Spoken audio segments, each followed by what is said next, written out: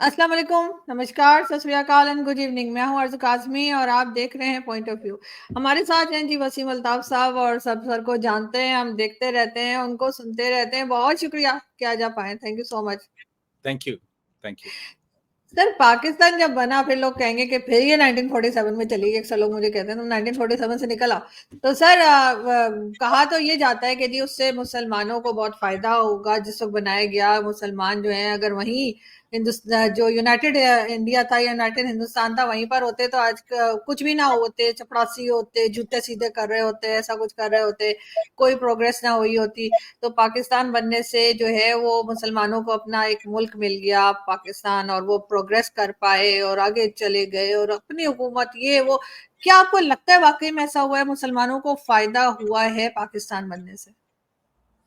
جی وہ آپ نے کہا نا کہ وہ جوتے اٹھا رہے ہوتے تو پھر ہو سکتا ہے ویسے ہی جوتے اٹھاتے جیسے شاہ رخ خان اٹھا رہا ہے، یا جیسے ڈاکٹر عبدالکلام نے اٹھائے، یا پھر جیسے مثال کے طور پہ جو ذاکر حسین تھے انڈیا کے پریزیڈنٹ، یا پھر مولانا ابوالکلام آزاد تھے.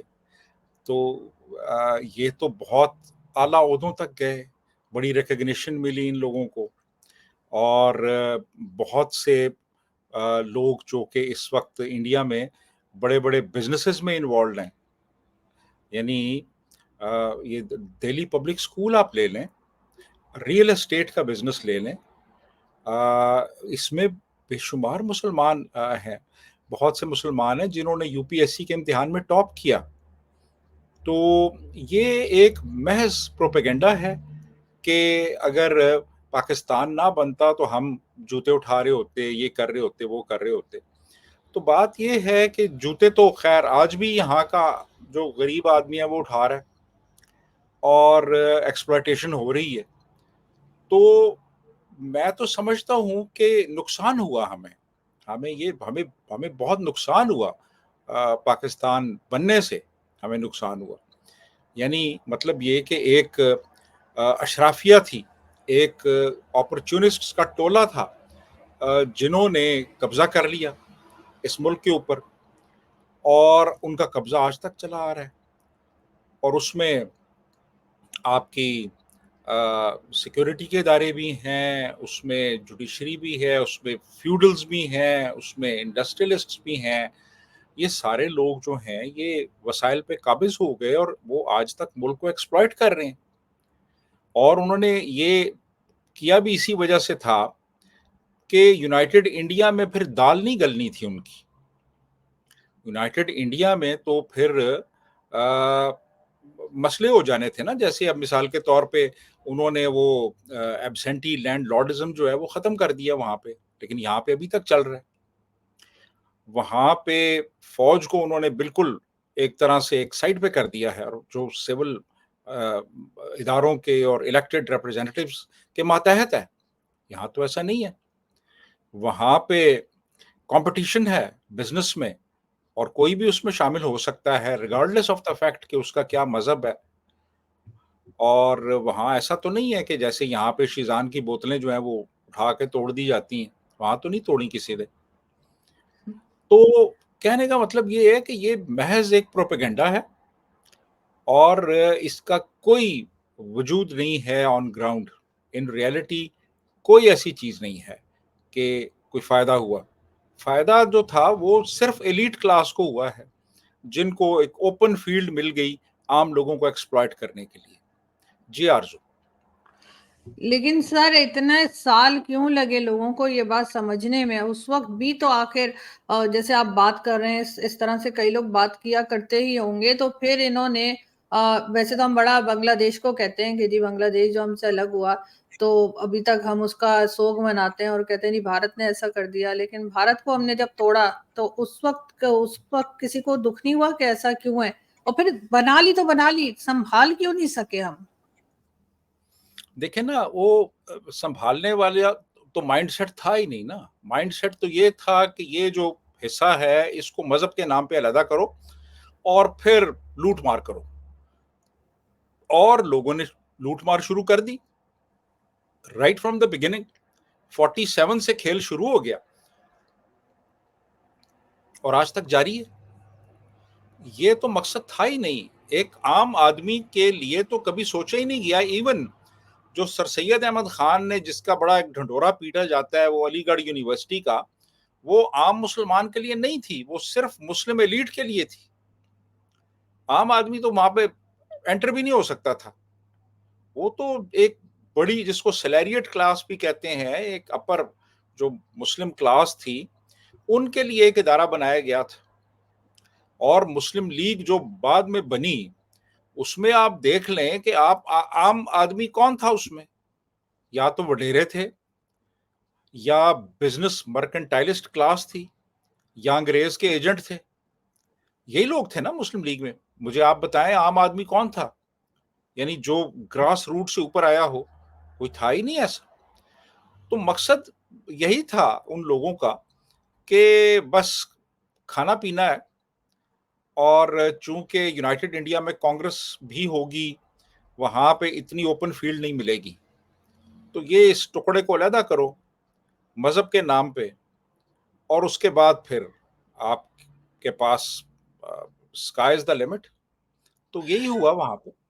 لیکن سر اگر یہ سکسیسفلی چلا لیتے پاکستان کو, اگر بنا لیا تھا, چلیں ہوتا ہے بہت بار کنٹریز کریٹ کی جاتی ہیں, اور اس کے بعد اس کی اکانومی اور ہر چیز کو اگر انہوں نے سنبھال کے طریقے سے اگر رن کیا ہوتا, اور ایک ماڈل کے طور پہ پیش کرتے کہ دیکھو ہم نے الگ کیا تھا تو ہم نے صحیح کیا تھا, اور ہم نے اس ملک کو کہاں سے کہاں پہنچا دیا, لیکن اس میں ہم بری طرح سے فیل ہو گئے.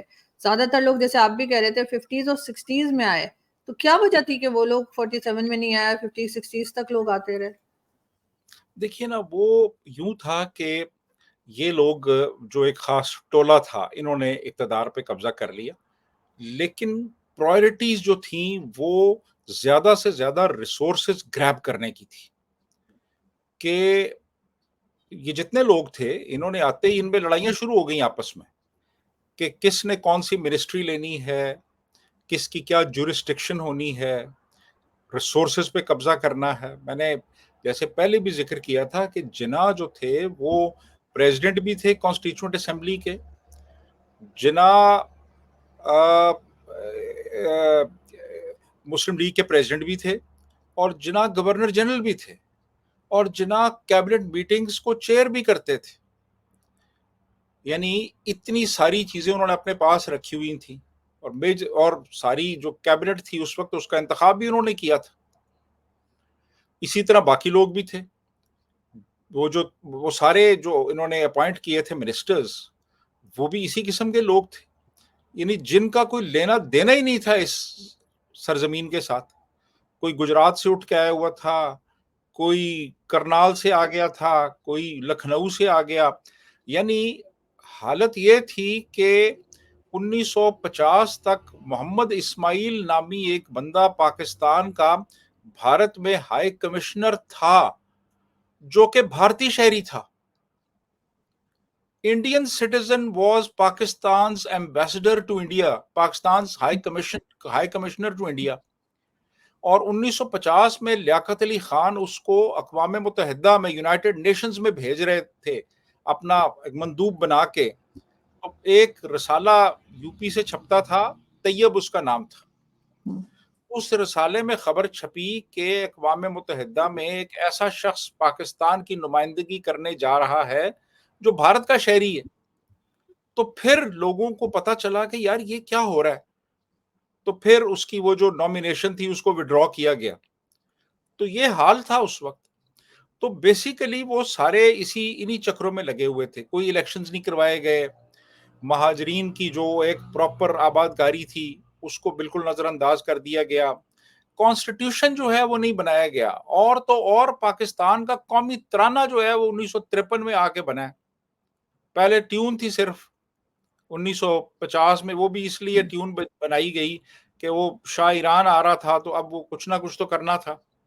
یعنی کوئی پریپریشن نہیں تھی کہ ایک ملک ہم بنا رہے ہیں, ہم نے کرنا کیا ہے آگے, ملک کا کیا آئین کیسا ہوگا, کن بنیادوں پہ ہوگا. تو انپریپیئرڈ تھے, پرائرٹی نہیں تھی, کیپیسٹی نہیں تھی. تو پھر ظاہر ہے کہ یہ سارا کچھ آپ کے پاس یعنی کوئی بھی پری ریکوزٹ نہ ہو ایک اسٹیٹ کو رن کرنے کے لیے، ایک اسٹیٹ کو چلانے کے لیے، آپ اکوپڈ ہی نہیں ہے. آپ نے بنا لیا اسٹیٹ تو بن گئی، آگے کیا کرنا ہے پتہ ہی نہیں تھا کسی کو. تو اس کا نتیجہ پھر یہی نکلنا تھا نا کہ وہ نہیں چل سکا. اور دیکھیں شروع میں 50s میں کتنی حکومتیں آئیں اور چلی گئیں، اور پھر مارشل لا آ گیا، اور پھر جناب پہلا آئین جو ہے وہ 56 میں آ رہا ہے، 58 میں ایوب خان نے اس کو اٹھا کے پرے مارا، مارشل لا لگا دیا. پھر 62 میں ایک اور آئین آیا، پھر وہ آئین جو ہے وہ بھی فارغ کر دیا گیا. پھر اس کے بعد 73 میں آئین آیا، پھر 73 کے آئین کے بعد پھر پی سی او وغیرہ آتے رہے.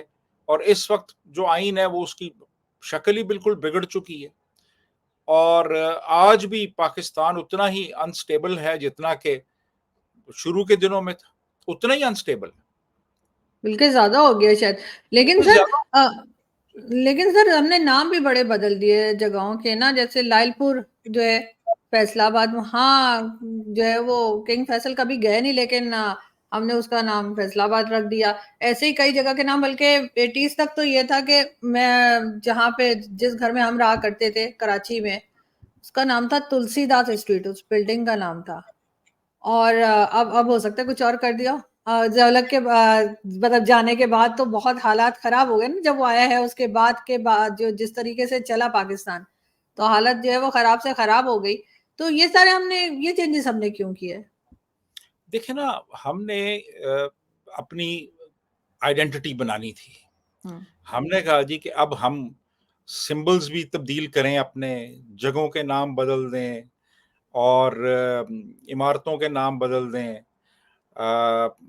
لباس اپنا بدل دیں، اپنی زبان بدل دیں، ہر چیز بدل دیں. یعنی اپنے آپ کو ڈسوسیٹ کریں انڈیا سے، اور اپنی علیحدہ سے ایک شناخت بنائیں. تو پھر وہ یہ ہوا کہ جو مثال کے طور پہ کرشن نگر تھا اس کو اسلام پورہ کر دیا گیا، اور دھرم پورہ جو تھا وہ مصطفیٰ آباد ہو گیا، اور اکال گڑھ جو تھا وہ اسلام گڑھ ہو گیا، اور سناتن دھرم سکول جو تھا وہ اسلامیہ سکول ہو گیا. ٹھیک ہے. لیکن آپ پھر بھی دیکھیے کہ آج بھی لوگ اسے کرشن نگر ہی کہتے ہیں. آج بھی مصطفیٰ آباد کوئی نہیں جانتا، دھرم پورہ سب کو پتا ہے، وہی نام آج بھی لوگ لیتے ہیں. اب اور بھی اسی طرح بہت سے ہیں جی. سر آغا خان سوئم روڈ، آپ مجھے بتائیں کہاں پہ ہے؟ لاہور میں. آپ کو بھی نہیں پتا ہوگا. سر آغا خان سوئم روڈ، اب وہ ڈیوس روڈ ہے اصل میں. ٹھیک ہے. تو اسی طرح اور بھی بہت سی چیزوں کو انہوں نے ڈسٹارٹ کیا، شہروں کے نام بدل دیے، اور اسکولوں کے نام بدل دیے، جگہوں کے نام بدل دیے. لاہور میں آج بھی آپ جائیں تو بے شمار پرانی عمارتوں پہ آج بھی وہ آپ کو دیوناگری میں اور گرمکھی میں وہ نام لکھے نظر آئیں گے. تو یہ صرف ایک اٹیمپٹ تھی کہ پاسٹ سے پیچھا چھڑایا جائے اور اپنی ایک نئی آئیڈینٹی، ایک مصنوعی آئیڈینٹی کریٹ کی جائے. تو اس کے لیے پھر یہ سارا کچھ کیا جاتا رہا، لیکن اس سب کے باوجود بھی یہ اس میں کامیاب نہیں ہو سکے. اور کیونکہ سب مصنوعی تھا نا، ہر چیز مصنوعی تھی، تو مصنوعی چیز تو پھر زیادہ عرصہ نہیں چلتی. بالکل جی ایسا ہے. لیکن سر زاولک نے ایک ٹائم پہ سننے میں آتا ہے کہ جی ساڑی پر بھی بین لگا دیا تھا، جی ساڑی نہیں پہن سکتے. ویسے میری مدر تو ساڑی پہنتی تھی، اور میری دادی کو تو میں نے کبھی شلوار قمیض میں دیکھا ہی نہیں، ہمیشہ ساڑی میں ہی دیکھا. تو ساڑی پہ کیوں بین لگا دیا تھا؟ وہ اس لیے لگایا تھا کہ وہ اس کے خیال میں وہ ایک انڈین ڈریس تھا، وہ پاکستانی ڈریس نہیں تھا. حالانکہ آپ یہ دیکھیے کہ 50s 60s even early 70s تک ہماری اپر مڈل کلاس کی خواتین ساڑی پہنتی تھی. یعنی آپ دیکھیں، میں نے تو تصویریں دیکھی ہیں، ایون آرمی میس جو تھے وہاں پہ جو خواتین تھیں وہ ساڑی پہنتی تھیں. ہماری جو آرمی میڈیکل کور ہے اس کی جو آفسرز ہیں وہ آج بھی ساڑی پہنتی ہیں، وہ فوج کے اندر ساڑی پہنی جاتی ہے، لیکن ویسے بہت سی تقریبات پہ ضیاء الحق نے پابندی لگا دی کہ جی آپ ساڑی نہیں پہن سکتے. تو یہ تو کیا جاتا رہا نا، یعنی آپ نے اگر ٹی وی پہ آنا ہے تو آپ نے سر پہ دوپٹہ لینا ہے، آپ کسی مرد کے قریب نہیں آ سکتے، وہ فاصلہ رکھنا ہے، آپ نے میاں بیوی نے بھی فاصلہ رکھنا ہے. ٹھیک ہے، تو یہ ساری چیزیں ضیاء الحق کے دور میں ہوئیں کہ ہر چیز پہ پابندی لگا دی گئی اور ہر چیز پہ اسلام کا ٹھپا لگایا گیا. تو یہ تو سسٹمیٹیکلی ہوا اس دور میں، خاص طور پہ ضیاء الحق کے زمانے میں. یہ تو سسٹمیٹیکلی وہ تمام چیزیں جن کے اوریجنز پری پارٹیشن انڈیا میں تھے ان کو ڈسکارڈ کر دیا گیا اور ان کی جگہ نئی چیزیں انٹروڈیوس کرائی گئیں، نئے سمبلز انٹروڈیوس کرائے گئے، اور سعودی عربیہ سے جو وہابی اسلام تھا اس کو امپورٹ کیا گیا. تو یہ ضیاء الحق کے دور میں ہوا جی، اور اس نے بہت بری طرح ہمارے کلچر کو، ہماری ویلیوز کو، ہمارے مائنڈ سیٹ کو جو ہے وہ ڈیمیج کیا، اور وہ سلسلہ چل رہا ہے ابھی تک. سر کچھ ٹائم تو بتایا جاتا ہے کہ پاکستان ٹھیک ٹھاک چلا تھا، اکانومی بھی ٹھیک تھی، بلکہ بھارت سے بہتر، کہتے ہیں کہ بھارت سے بہتر تھی. اور اس کے بعد ایسا کیا ہوا کہ بالکل ہی مطلب یہاں پر لوگوں کو یہ عادت ہو گئی کہ بس صرف کہیں سے لون مل جائے گا یا ڈونیشن مل جائے گی تبھی ملک کو چلائیں گے؟ نہیں، یہ تو شروع سے تھا جی. یہ پاکستان بننے کے بعد جناح نے $2 بلین امریکہ سے مانگے تھے کہ ہمیں $2 بلین کی امداد دی جائے، اور اس کے بعد پھر لیاقت علی خان امریکہ چلے گئے اور وہاں جا کے بھی وہ پیسے مانگتے رہے. تو یہ جو مانگنے کا جو سلسلہ ہے نا، یہ کوئی نیا نہیں ہے، یہ بہت پرانا ہے. یہ شروع سے ہی ان کا یہ مگر سر بہت سے انڈین پینلسٹ بھی کہتے ہیں کہ ایک زمانے میں اکانومی بہتر بھی تھی پاکستان کی. دیکھیں، میں تھوڑا سا ڈس ایگری کروں گا. جنرلی لوگ ایوب خان کے زمانے کے حوالے سے بات کرتے ہیں. دیکھیں اس وقت یہ تھا کہ کولڈ وار چل رہی تھی، اور کولڈ وار میں میسو امریکن ایڈ آ رہی تھی. تو جب ایک میسو ایڈ آ رہی ہو، آپ نے ڈیمز بنا لیے، ٹھیک ہے جی، ڈیمز بن گئے، تربیلا ڈیم بن گیا، منگلا ڈیم بن گیا، انڈسٹری لگ گئی کافی، تو وہ تو ہوا سارا کچھ. لیکن وہ اس وجہ سے تھا کہ وہ ایڈ آ رہی تھی. آپ ایک کولڈ وار میں امریکہ کے پارٹنر تھے آپ، تو آپ کو مل رہا تھا سارا کچھ. اس کے بعد پھر جب ضیاء الحق آئے تو افغان وار شروع ہو گئی، پھر بہت کچھ ملنا شروع ہو گیا، پیسے آنا شروع ہو گئے. پھر مشرف آیا تو وہ وار آن ٹیرر شروع ہو گئی، پھر اربوں ڈالر آئے پاکستان میں.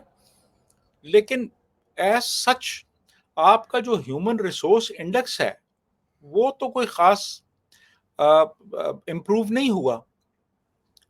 آپ کی جو یونیورسٹیز میں دیکھ لیں کہ ایشیا کی جو 500 ٹاپ کی یونیورسٹیز ہیں ان میں جو پہلی 100 ہیں ان میں ایک بھی پاکستانی یونیورسٹی نہیں ہے، ایک بھی نہیں ہے. بے روزگاری کی آپ حالت دیکھ لیں، غربت دیکھ لیں، اور پھر آپ G D P growth rate دیکھ لیں جو کہ بہت نیچے آ گیا ہے اس وقت. تو وہ جس کو ہم ترقی کہتے ہیں نا کہ بڑی ترقی تھی، وہ ترقی ایز سچ میں تو اس کو نہیں سمجھتا. وہ میسو فارن ایڈ جو ویسٹ سے آ رہی تھی اس کی وجہ سے کچھ ڈیولپمنٹس ہوئیں، لیکن ایز سچ غربت کم نہیں ہوئی. اس سے تعلیم کا نظام بہتر نہیں ہوا، اس سے یہ نہیں ہوا کہ ہر بندے کے پاس پینے کا صاف پانی پہنچ گیا ہو، اس سے یہ نہیں ہوا کہ بیماری ختم ہو گئی. یہ سارا کچھ چل رہا تھا. تو بیسک جو تبدیلیاں لانی تھیں، یعنی پوری سوسائٹی میں اسٹیٹ لیول پہ وہ تو نہیں ہوا ہے سچ. تو یہ بہرحال ایک بحث طلب بات ہے کہ ترقی ہوئی یا نہیں ہوئی، لیکن میں پرسنلی سمجھتا ہوں کہ ترقی ایز سچ نہیں ہوئی. صرف یہ تھا، اب دیکھیں نا، اب اگر مثال کے طور پہ ایک بندہ ہے، اس سے میں 1 کروڑ روپے ادھار لیتا ہوں اور اس پیسے سے میں ایک کرائے کا گھر لے لیتا ہوں، کرائے کی گاڑی لے لیتا ہوں، گھر کو سجا لیتا ہوں، تو آپ یہ تو نہیں کہہ سکتے کہ میں بالکل خود کفیل ہو گیا ہوں. میں نے ترقی کر لی ہے. میں نے تو ادھار لیا ہوا ہے جو میں نے واپس کرنا ہے. صحیح. تو ایز سچ کبھی بھی ہم صحیح ٹریک پہ نہیں رہے، کبھی بھی نہیں رہے ہم. ایوب خان کا جو دور تھا اس کا نتیجہ یہ نکلا کہ مشرقی پاکستان میں بہت زیادہ ریزنٹمنٹ کریٹ ہو گئی کہ جناب پٹسن یہاں سے جاتی ہے اور خرچ جو ہے وہ اس سے پیسہ جو ہے وہ مغربی پاکستان میں کیا جاتا ہے. تو آپ دیکھ لیجئے 71 میں پھر وہ ملک ٹوٹ گیا، اور ٹوٹنے کی وجہ یہ تھی بیسیکلی کہ ان میں بہت زیادہ فرسٹریشن تھی کہ ان کو وہ سب کچھ نہیں مل رہا تھا جو یہاں پہ ہو رہا تھا، یہاں جو لوگوں کو مل چکا تھا، ایلیٹ کلاس کو. جی آرزو. بالکل ایسے ہی. لیکن سر آئی وش کہ ہم لوگ اپنی غلطی سے کچھ سیکھیں اور پاکستان کو بنایا ہے، کریٹ کر ہی لیا ہے، تو اس کو چلانا بھی سیکھ لیں، اس کو تھوڑا سا بہتر بھی کر لیں. اس لیے کہ اب تو وہ حالت ہو گئی ہے کہ پاسپورٹ کی کوئی عزت نہیں ہے. کہیں بھی جائیں، چھوٹی سے چھوٹی کنٹری میں بھی جائیں تو ایئرپورٹ پہ عجیب امبیرسمنٹ ہوتی ہے پاکستانی پاسپورٹ کے ساتھ. تو وہ چیز ضرور ان کو ٹھیک کرنی چاہیے. اس لیے کہ بہرحال ان لوگوں نے جو پالیسی میکرز ہیں انہوں نے رہنا تو یہی ہے. سب جو انہیں مزے آتے ہیں پاکستان میں وہ دنیا میں کہیں نہیں آتے. تو ظاہر ہے کہ جو یہاں پہ یہ نواب بنے ہوتے ہیں نا، یہ ڈرائیور بھی ہے تو یہ بھی ہے تو وہ بھی ہے، تو انہیں یہ چیزیں جو ہیں آئی وش کہ یہ ٹھیک کریں، اور تاکہ پاکستان میں نہ صرف یہ خود رہیں بلکہ دوسرے بھی جو ہیں وہ یہاں پہ رہتے ہوئے بہت زیادہ پریشانی نہ اٹھائیں. بہت شکریہ سر کہ آپ نے آج جوائن کیا. Thank you so much. Thank you.